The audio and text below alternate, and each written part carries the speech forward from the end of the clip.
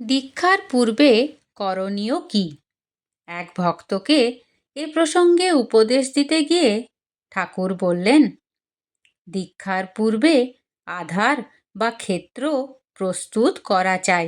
উপযুক্ত ক্ষেত্রে দীক্ষার বীজ পড়লে শীঘ্র শীঘ্র সফলতার অঙ্কুর দেখা দেয়। অনুপযুক্ত ক্ষেত্রে অনেক সময় লাগে। তোমার অল্প বয়স, এখন গিয়ে পড়াশোনা করো।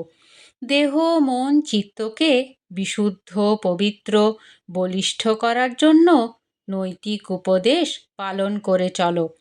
আর ছাত্র জীবনে ব্রহ্মচর্য পালনই হলো আসল।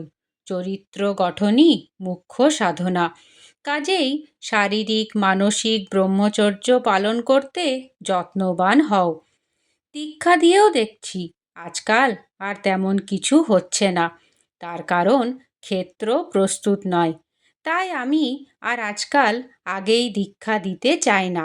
আগে প্রাথমিক নিয়ম নীতি আচার পালন করে ক্ষেত্র প্রস্তুত করো। এখানেও এমন অনেক সেবক আছে যাদের প্রায় 2-2.5 বৎসর হয়ে গেল, তবু আমি দীক্ষা দিইনি। আগে চিত্ত স্থির হোক, তারপর উপযুক্ত সময় বুঝে যা দেবার তা আমি দেব।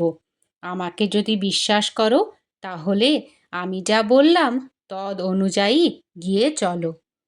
জয় গুরু।